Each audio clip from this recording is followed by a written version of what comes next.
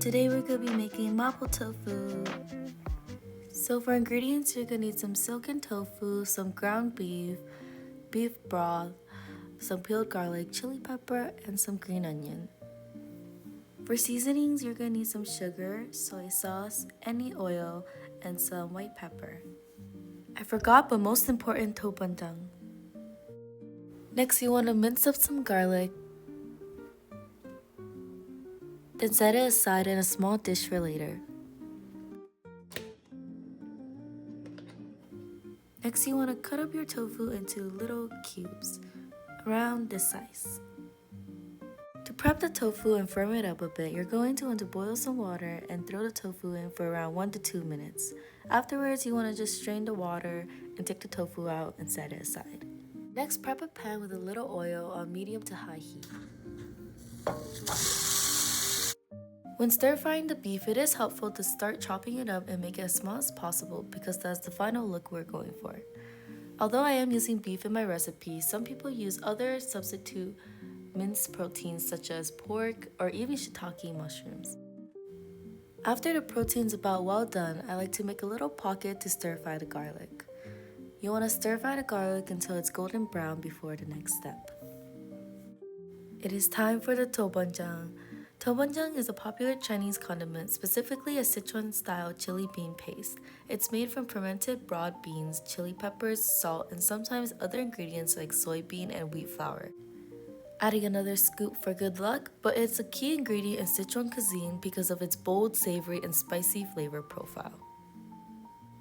Next, I'm going to take a spoon of chili pepper powder and sprinkle it on top of the mixture we have inside the pan. Fun fact, the spiciness you taste in Mapo Tofu is caused by not the chilies, but rather the peppercorn that's often used in Sichuan cuisine that contains hydroxy-alpha-sansol that causes a tingly numbness that causes you to feel like it's more spicy than it actually is.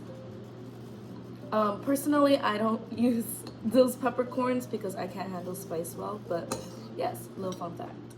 Then I'll be adding a spoonful of sugar as well. Next, a sprinkle of white pepper powder, just a bit because it is spicy.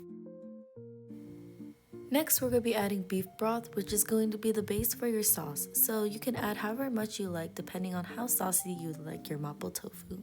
To make the sauce saucy, we're going to add a cornstarch slurry that is a ratio of 2 to 1 with cornstarch and water. The sauce should begin thickening up after a few minutes. Nearing our last steps, you're going to want to toss in the tofu you had set aside earlier and stir it well into that saucy goodness.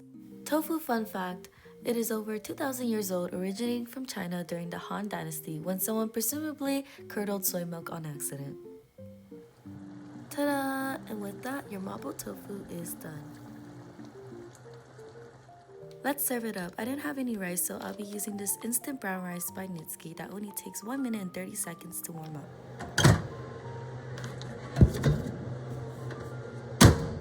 Transfer the rice to a bowl and add some green onions on top for garnish.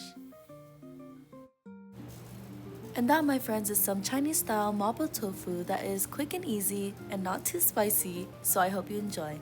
Thank you for watching.